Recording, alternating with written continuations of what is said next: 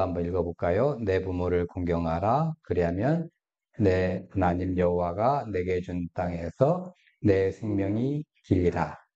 자, 히브리어를 한번 또 한 단어씩만 해봅시다. 맨 오른쪽에 있는 거, 깝벳입니다. 깝벳.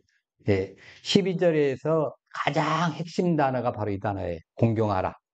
깝벳. 카보드라는 건 이제 그 무겁다는 의미인데, 깝벳. 예, 깝벳. 예, 공경하라. 그리고 앳 아비카. 아비 하면 뭔가 좀 생각나는 게 있죠. 우리 아버지. 아버지를 공경하라 아버지를. 그리고 벳 임메카. 이건 어머니를 어머니를 이제 하라. 요것만 해도 여러분 뭐이 사계명을 확실하게 지금 하시는 겁니다. 카벳 엣 아비카 벳 임메카. 한번 같이 해볼까요? 카벳 엣 아비카 벳 임메카. 그다음에 르만, 이제, 만일에 그렇게 하면 소대, 영어와 같은 소대시겠죠?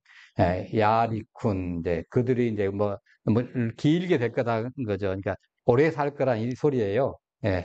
자, 그 다음에, 야메까라는 건 뭐냐면, 너희의 날들, 밑에 보면 아따, 이렇게 되어 있죠? 욤이라는 게 날이고, 아따는 너희니까 너희의 날들.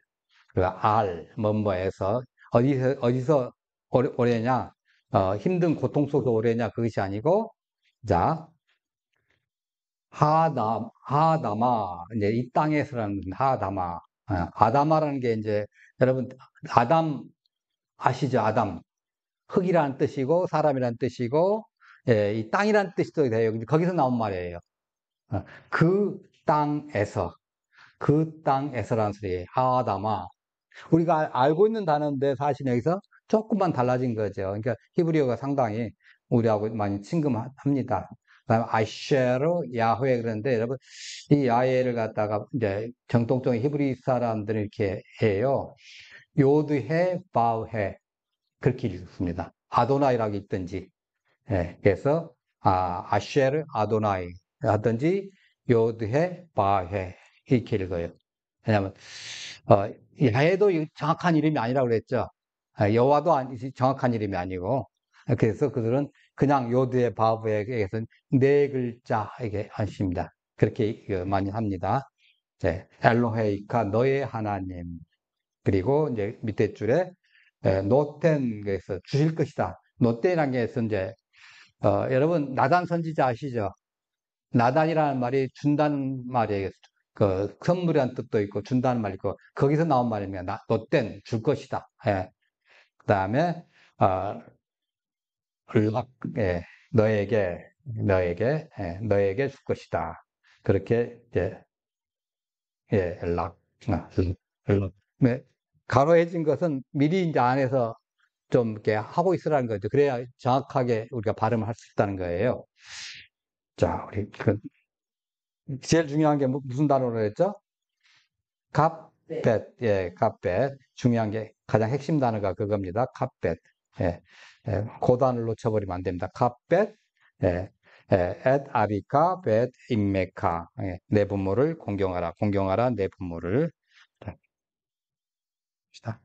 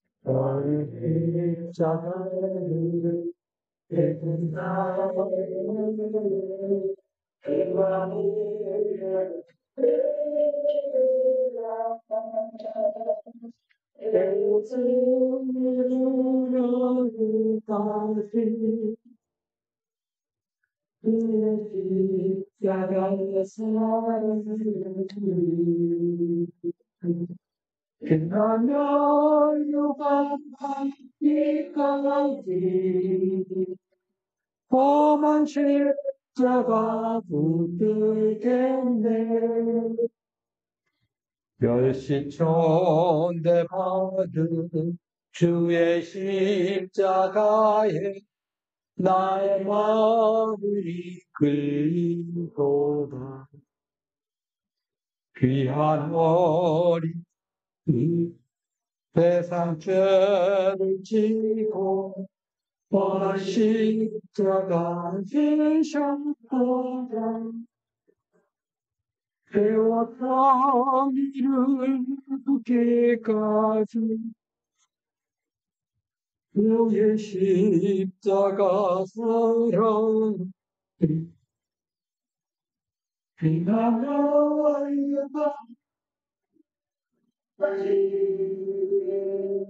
험한 십자가 붙들게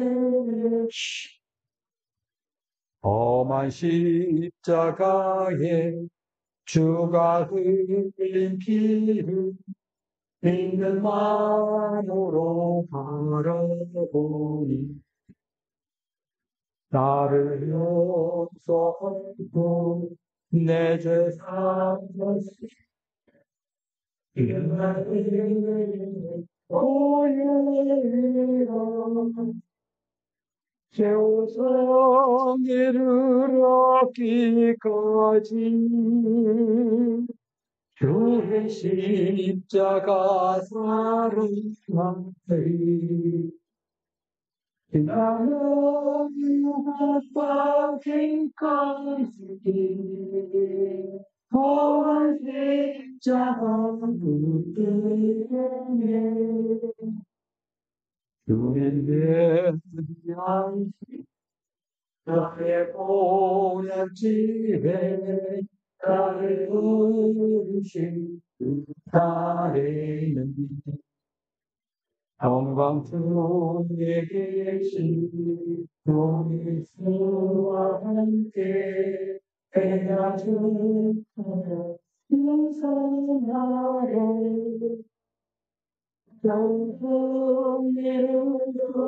영생이름까지 주의 십자가 사랑스러운 피나며 육안하기까지 험한 십자가 묻히겠네.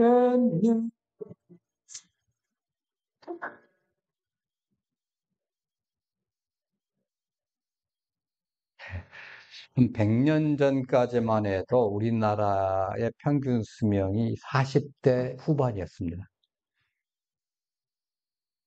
그때 만약 이제 부모님이 이제 뭐 하시다가 쓰러져 가지고 뭐 하면 위급하면 이 단지해 가지고 이걸 잘라 가지고 피를 넣어 가지고 피를 공급하고 하여튼 뭐 심지어는 얘기 속에 보면 자기 뭐 허벅지살을 해 가지고 부모 공양을 해드렸다는 그것까지 이제 나옵니다. 그리고 돌아가시면 3년 묘사를 했습니다. 만일에 그렇지 않은 사람이 옆에 있다고 하면 인간 취급을 안 했어요. 그 당시에 비하면 저는 참 불효자입니다. 여러분은 나 잘 모르겠지만 저는 참 불효자고 또 역시 불효자가 많은 세대가 아닌가 생각이 됩니다. 근데 이 관점을 좀 바꿔보십시다. 당시에 47살이 평균 수명이었으니까 지금 여기 계실 분이 아무도 안 계시네.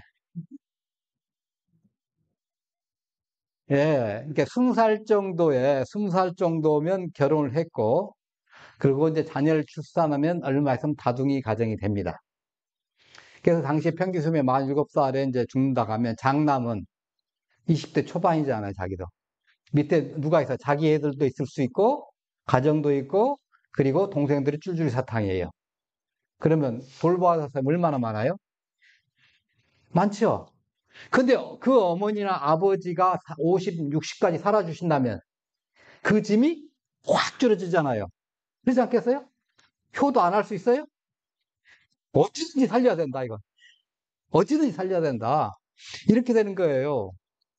그러니까, 뭐, 효도 하지 말라 해도 자기가 만 돌아가시면 답답한 게 누구예요? 자기가 답답한 거예요. 예. 왜냐면 그때는 한 사람 한 사람 다 손으로 해가지고 또 요즘처럼 그 뭐 직장 다니면서 이제 착착착 월급 나와가지고 그걸로 먹고 사는 시대가 아니라 다 농사 짓는다는 생각한다 하면 전부 인건비잖아요. 인건비로 해가지고 그걸로 먹고 살아야 되는데 부모님 살아계셔가지고 농사 짓는다면 자기 혼자 하는 거하고 틀리잖아요. 그래서 자신을 위해서라도 부모가 건강하고 장수하기를 바라고 힘쓰고 애썼을 거예요, 아마. 근데 문제는 요즘에는 평균 수명이 100세를 넘어가고 있어요. 아마 이제 죄송합니다만은 이제 우리 지금 60대 넘으신 분들은 100세 근접하실 것이고 그리고 그 이하들은 확실하게 100세를 넘을 겁니다. 예, 확실하게 100세를 넘을 거지. 3, 40대는 뭐 120세까지, 130세까지 살 수도 있다. 뭐 그렇게 얘기도 나옵니다. 그러니까 퇴직한 후에도 몇십 년을 살아야 되는 거예요. 예전에는 퇴직하고 한 몇 년이 있으면 돌아가셨잖아요. 이게 별로 문제가 없었어요. 그러니까 뭐 의료보험도 문제가 없었고, 뭐 그다음 노인 경로 카드 뭐 그것도 문제가 없었는데 지금은 오래 사. 정말 오래 살아. 그래서 돌아가시라고 말도 못 하잖아요. 뭐 그잖아요. 예. 그게 이제 지금 무슨 생각이 드냐면요. 이제 정신과 상담 그 하는 데에 70대신 분이 상담하러 온 거예요. 왜 오셨습니까? 자녀 문제입니까? 아니에요. 저희 어머니가요. 수도 찬소를 해야 됩니다. 나 이거 어머니 찬소 때문에 못 살겠어요. 어떻게 해야 됩니까? 어머니 연세가 몇 세인데요? 그랬더니 98입니다. 그럼 당신이 몇 살이에요? 나 72이에요. 이런 노는 활동이 일어나고 있는 거예요. 자, 이런 시대의 제5계명을 우리는 어떻게 바라봐야 되는 거예요? 이거 좀 시대적으로 좀 우리가 바라봐야 할 거 다르잖아요. 첫 번째는 두 가지인데요. 진짜 효도를 해야 될 것인가 말 것인가, 요 계명을 그대로 해야 할 것인가. 그 다음에 한다 가면 어떻게 할 것인가. 아까 말한 것처럼 평균 수명 40대 후반에 있을 때처럼 그렇게 해야 될 것인가. 아니면 또 다른 방법으로 해야 될 것인가. 이건 우리가 좀 생각을 해봐야 되지 않겠어요? 시대에 따라서. 이제 그걸 하는데 아마 오늘은 왜 효도해야 되느냐. 이제 요걸 좀 이렇게 중점적으로 다루고자 합니다. 네, 그리고 어떻게 할 것인가는 이제 조금 빠르면 이번 달 안에 아니면 5월 달, 뭐, 못 할 수 있습니다만은 하여튼 전통적인 가치를 아예 헌식자금 내버린 것이 요즘에 그 포스트 모더니즘 후현대주의잖아요. 그 왜 부모를 공경해야 되느냐, 뭐 그런 소리가 많이 나오거든요. 한번 얘기를 한번 해볼게요. 왜 부모를 공경하는데요? 이렇게 나오면 청년의 부모니까 공경해야지. 아, 부모니까 왜 공경해야 돼요? 청년 낳아주시고 길러주신 부모니까 공경해야지. 날 낳아주신 건 뭐 대단하고 공경해야 되나요? 낳으려면 부잣집에서 낳게 하든지, 머리가 똑똑하고, 해서 한번 쫙 보면 다 외우게끔 만들든지, 어디 가서 제일로 가는 사람 낳아주든지 하지. 유행가 가수처럼 왜 지지리도 이렇게 궁상으로 떠느냐고, 나처럼 별로 잘생기지 못하고, 뭘도 좋지 못하고, 이렇게 낳았냐고. 우리가 부모가 낳고 싶은 대로 낳을 수 있어요? 혹시 그렇게 자신할 수 있으면 계세요? 아들, 딸도 내 마음대로 못 낳는데, 그 아들, 딸, 안 되잖아요. 예, 아무리 아인슈타인을 우유를 먹여도 마음대로 또 크지도 않고, 예, 여러분, 우리에게는 낳아준 부모 있어요. 그 낳아준 부모도 있고 이랬는데 쭉 올라가다 보니까 이제 그 사람들이 생각해. 도대체 하나님 어디 계십니까? 하나님 있다고 해도 내가 왜 하나님 명령들을 효도해야 되는 거냐고. 이렇게 될 수가 있다는 거죠. 요거에 대한 그것은 이제 본인은 이 다음번에 설명을 해드리겠습니다. 이곳에서는. 자, 지금 부모를 공경하라는 말씀을 지성적으로 머리로 이해합니다. 감정적으로 받아들이고 의지적으로 실천해야 되는데 가장 첫 번째 물가 왜 우리가 부모를 공경해야 되느냐는 거죠. 그 첫 번째가 우리가 믿는 하나님께서 부모님을 공경하라고 하셨기 때문이에요. 하나님께서 반드시 지켜야 할 도리로 10가지 계명 주셨죠. 히브리 사람들 그 10마디 말씀이라고 합니다. 10마디 말씀이라고 하고 예수님은 그것을 요약해서 내 마음을 다하고 목숨을 다하고 뜻을 다하여 주 너희 하나님을 사랑하라. 그리고 또 내 이웃을 내 몸과 같이 사랑하라. 이것이 성경 전체 핵심이다. 이렇게 말씀하셨어요. 네. 그래서 결국 하나님 사랑, 인간 사랑으로는 요약이 된 겁니다. 그리고 이제 요한일서 4장 20절에 그렇게 얘기를 하죠. 한번 같이 읽어봅니다. 누구든지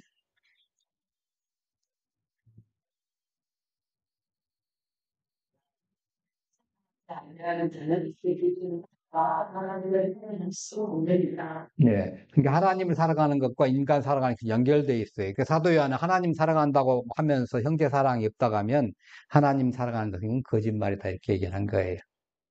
예. 하나님 사랑과 사람 사랑에 직결되어 있는 것은 사실이지만은 그 특징면과 현상면 좀 구분을 해볼 수가 있다는 거죠. 그러니까 예수님께서 성경이 말하는 인간의 도리 전체를 하나님 사랑하라, 인간 사랑하라에 둘로 요약해 주셨고, 십계명도 하나님 사랑하고 인간 사랑하는 게 이제 있잖아요. 1계명부터 4계명까지는 하나님 사랑입니다. 그리고 5계명부터 10계명까지는 인간 사랑이고, 근데 인간 사랑, 대인관계 사랑 중에서 첫 번째가 바로 부모 공경이잖아요. 그게 부모 공경이라는 게 왜 대인관계 인간들이 첫 번째이냐? 그만큼 중요하다는 거죠. 그만큼 중요해요. 그래서 하나님 사랑하는 것을 우리가 그 부모님 사랑하는 것으로 표현하는 것이다. 이렇게 보는 사람도 있고, 하여튼 여러 가지 있습니다만은, 인간관계에 있어서 부모와의 관계가 가장 중요합니다. 흔히들 애비애미도 몰라본다. 이런 말이 돌아다니는데, 만약 그런 사람이 있으면 빵점이지, 인간관계는. 부모 공경이 인간과 인간관계에서 가장 중요합니다. 왜냐하면 부모는 생명의 뿌리기 때문에 부모는 자녀 낳고 자녀는 부모에서 태어나죠. 이것이 이제 뭐냐면 생명의 줄이라는 거죠. 부모 없이 태어나신 분 안 계시잖아요. 예. 부모가 없으면 자녀 없습니다. 예. 그러니까 부모가 낳아주지 않으면 자녀는 태어나지 못하고 부모가 생명 주지 않으면 자녀는 생명이 없어요. 그러니까 부모가 없으면 자녀의 생명이 없다는 거예요. 예. 그러니까 왜 날 이렇게 낳았느냐, 왜 이렇게 못나게 낳느냐, 왜 이렇게 가난하게 만들었느냐, 멍청하게 낳느냐. 불평할 수 있지만은 그것도 이런 불평도 내가 존재하기 때문에 가능한 거지 존재가 안 된다면 불가능한 거예요. 세상에 낳지도 못했는데 무슨 한 거예요. 그렇잖아요. 네, 불평 자체가 불가능한 거예요. 내가 생명체로 존재하기 때문에 우리 부모가 왜 날 이렇게 못 낳느냐고 반응을 할 수 있는 거죠. 부모는 생명의 원천이에요. 생명의 출처죠. 그래서 생명의 근원이죠. 뿌리가 이제 우리의 뿌리가 부모님이다. 그래서 부모가 올라가고. 그래서 유교에서 어떻게 해요? 제사 드릴 때 자기 부모 제사, 조부모 제사, 증조부 제사, 4대, 5대, 6대 쫙 해서 제사를 드리고 한 몇 대쯤 넘어가면 위에 이제 한꺼번에 도매금을 해서 딱 해서 모시죠. 잘 모르십니까? 예. 하여튼 그러더라고요, 보니까. 그래, 저는 제가 그 조상들 같으면 기분 나빠서 거기 안 올 것 같아. 왜 우리를 도매급으로 취급하냐는 거죠. 어? 지 애미를 저렇게 잘 챙겨주면서, 나는 그 우애인데, 그거 문제잖아요. 똑같이 취급해야지. 근데 쭉 올라가면 어떻게 돼요? 우리가 부모 올라가면 우리는 아담과 이브가 나오고, 그거 올라가면 하나님이에요. 예. 그래서 그러는 거예요. 예. 생명의 온천이에요. 그러니까 우리가 눈에 넣어도 이제 아프지 않는 우리의 자녀들. 여기도 결국은 우리의 생명이 흘러갔으니까 그런 거죠. 부모 공경하지 않는다는 것은 생명의 뿌리를 뽑는다는 거죠. 예. 그래서 부모 공경 안 하는 것은 자녀의 생명 뿌리를 뽑는 겁니다. 솔로몬이 이렇게 얘기했습니다. 내 부모를 즐겁게 하며 너를 낳은 어미를 기쁘게 하라.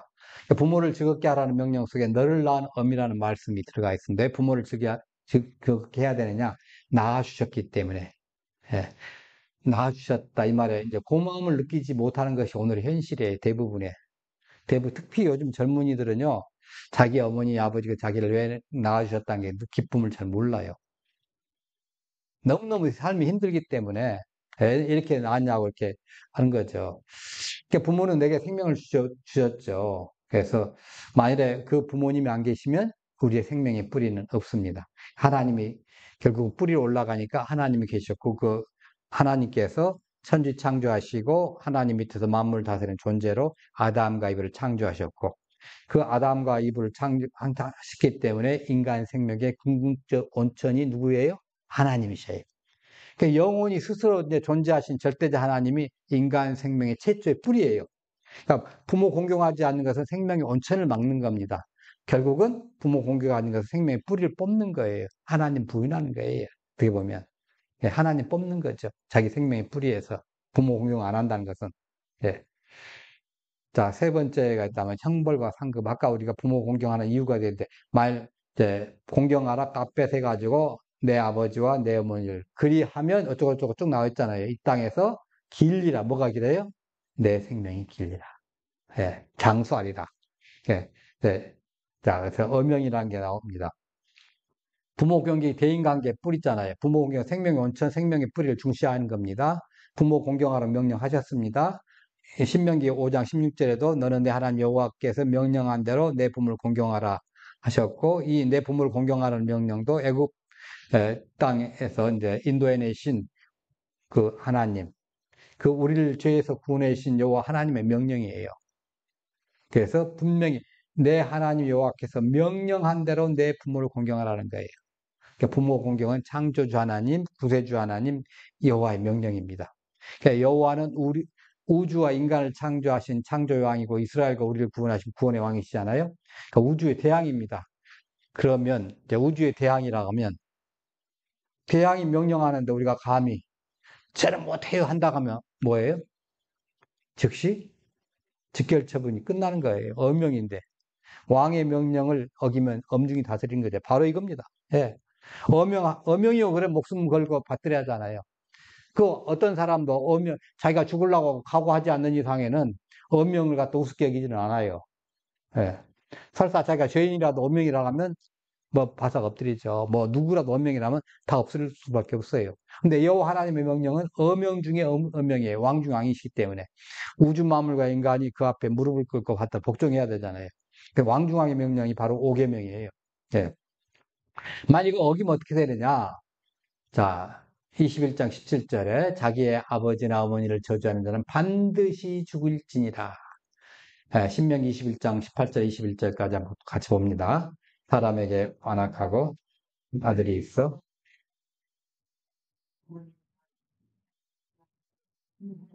야, 너 수정하지 않아. 내 부가 그를 끌고 성문에 이르러 그 성도 장로들에게 나아갔어. 그 성도 장로들에게 말하되 우리의 이 자식은 완악하고 배역하여 우리 말을 듣지 아니하고 방탕하여 술에 잠긴 자라 하면 그 성읍의 모든 사람들이 그를 놀로 쳐 죽일 것이니 이같이 네가 너희 중에서 악을 제하라. 그리하면 온 이스라엘이 듣고 두려워하리라. 예. 그러니까 예수님께서 오셔가지고 이 예수님께서 우리의 죄를 다 해결해 주셨잖아요. 그러면 이 부모 공경하지 않는 죄도 포함돼야 안 포함돼요? 포함되죠. 그러니까 부모 거역했다고 해서 죽이지는 않아요. 네, 이미 예수님께서 죽으셨으니까. 그러니까 하나님의 아들 예수님께서 우리의 죄 때문에 이제 십자가 죽으셨기 때문에 우리의 모든 죄를 용서해 주셨잖아요. 그러니까 그 죄도 들어가 있는 거예요.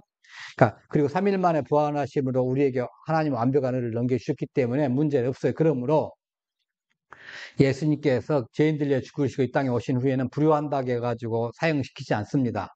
네, 걱정하지 마세요. 그렇지만은 본래 불효는 사형에 해당되는 죄악이에요. 하나님 불효를 그만큼 혐오하신다는 거예요. 하나님의 혐오적인 대상이에요. 그러니까 불효는 생명의 원천을 막는 것이잖아요. 대가 끊기는 거예요. 그러니까 가장 큰 하나님의 징벌이 뭐예요? 대가 끊기는 거잖아요. 예. 징계는 대가 끝난 거예요. 숲밥 만드는 거잖아요.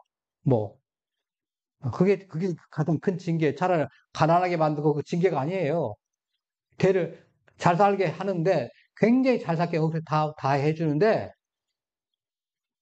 결혼할 사람이 없어서 그대로 죽는 거야. 그러면 어떻게 되죠? 대가 끊기죠. 세계 최고의 부자가 되면 뭐 합니까? 자기 대가 끊기는데. 그게 가장 큰 징계예요. 네. 그러니까 그 불효는 사형에 해당되는 그 제약이지만은 이 불효를 한다고 하면 오래 살지도 못하고 잘 살지도 못하고 생명의 복도 못 받고 부모와의 그 생명의 관계를 무시하는 것 때문에 불의하면 인간관계도 깨지고 생명 원천이신 하나님과의 관계도 깨지고 생명 흐름을 막고 관계 줄을 이제 끊어버리는 죄가 바로 이제 불효예요. 그러니까 부모를 공경하면 대신에 생명도 흐르고 관계도 견고해지는 거예요. 본문에 내 부모를 공경하라 그리하면 내 하나님 여호와가 내게 준 땅에서 내 생명이 길리라. 그러니까 장수의 복 주신다는 거예요. 장수 오래 살고 잘 살고 싶으면 이제 효도하라는 거죠. 그러니까 오래 사는 것 자체가 복은 아닙니다. 형통이 없이 오래 사는 것은 화가 될 수 있어요. 있잖아요. 예, 고질병에 걸려 오래 사는 거 복이 아니라 화가 됩니다. 뭐 요양병원에 가가지고 한 달에 뭐 천만 원씩 들어가면서, 이게 하면서 자녀들 힘들게 만들고 있는 거고, 결코 뭐 복이 아니잖아요. 뭐 여유 있으면 상관이 없겠지만은, 자식들이 망하는 것을 보고 오래 사는 것도 복이 아닙니다. 화가 될 수 있습니다. 그러니까 하나님께 효도하는 사람에게 장수의 복을 주시겠다는 것은 그렇게 약속하는 번영의 복도 주신다는 거예요. 신명기 5장 16절에 보면 장수와 형통의 복을 약속해 주셨으면 같이 봅니다. 너는 내 하나님.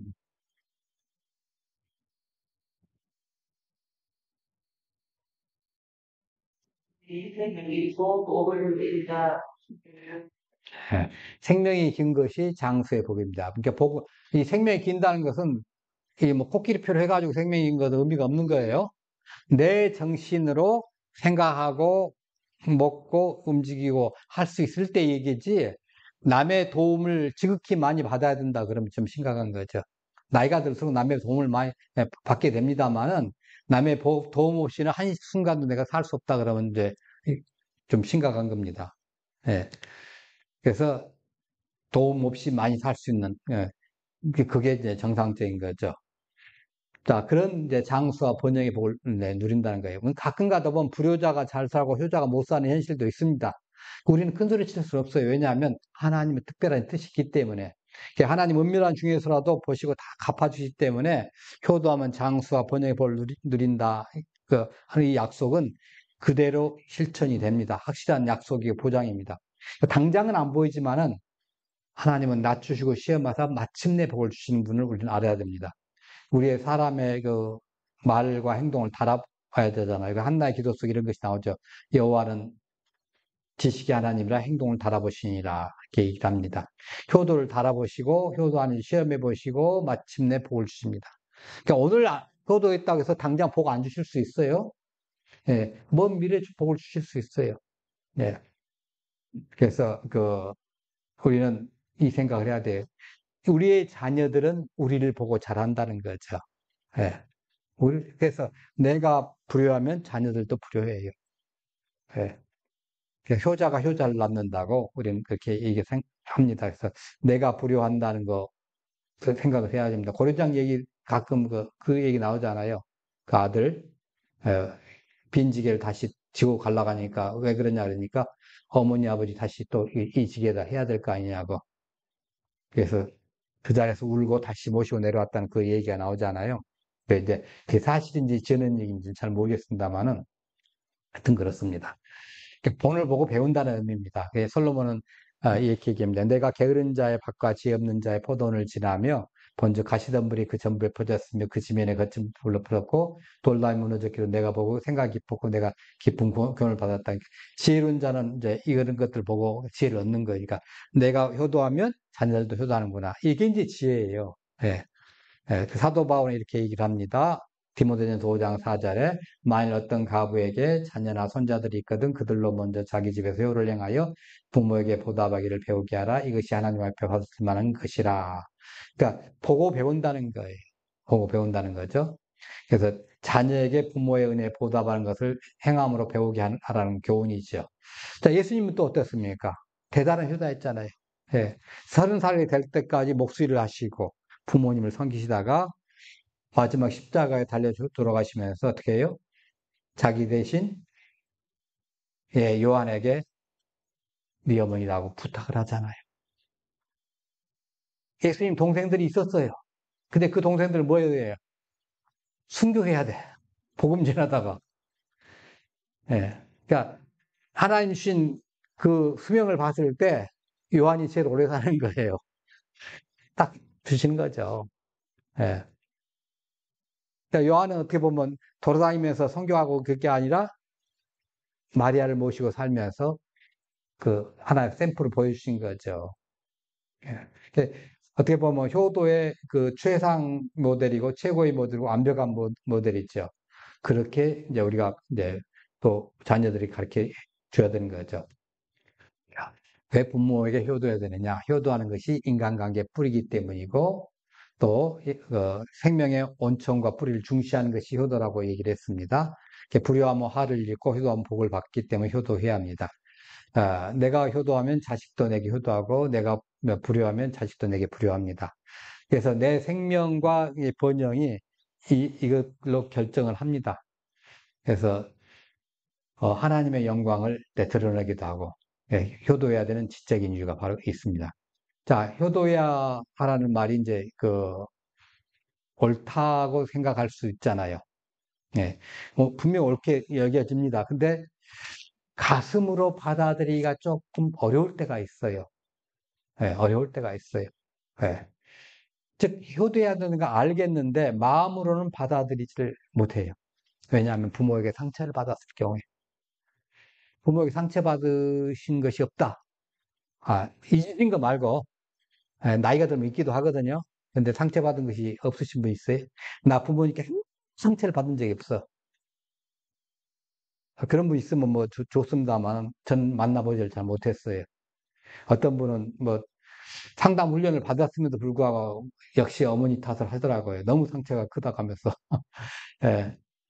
그래서 뭐, 왜냐하면 대부분이 차별대우 때문에 그랬죠. 이웃과 비교하기 때문에 이제 그런 상처를 받죠. 근데 내가 부모에게 효도하지 않아도 되는 이유가 아니에요. 내가 부모에게 상처를 많이 받았으니까 내가 효도하지 않을 거야. 상처받았다고 내가 불효하는 그 이유가 되지는 않다는 거죠. 상처받았다고 내가 생명의 뿌리를 뽑아서는 안 된다는 거죠. 상처받았다고 내가 불효함으로 하나님이 주신 장수와 번영의 복을 끊어서는 안 된다는 거죠. 여러분, 아무리 많은 상처를 받았다 하더라도 내 부모를 공경하라는 것은 누구의 명령이죠? 하나님의 명령이에요. 그러니까 상처를 주지 않는 부모만 공경하라 이렇게 하신 게 아니잖아요. 아까 본 가로 열고 상처 안 받은 자만 공경하라. 그게 없었어요. 상처와 상관없이 무조건 내 부모를 공경하라는 거죠. 카펫. 예, 카펫. 예. 효도가 마음으로부터 받아들이지 않을 수가 있어요. 예, 상처가 너무 많아가지고 막 씩씩거리면서 막 하면서 그럼에도 불구하고 하라는 거죠. 예. 그럼에도 불구하고 그래서 효도가 마음에 받아들이지 않겠지만은 그럼에도 불구하고 가끔가다 그 생각을 합니다. 도대체 부모가 나에게 뭘 해줄게 내가 효도해야 됩니까? 부모가 내게 해준 것이 무엇입니까? 이런 생각으로 내가 효도해야 된다 하면 여러분 효도받을 자격이 몇 분이나 계실는지 모르겠습니다.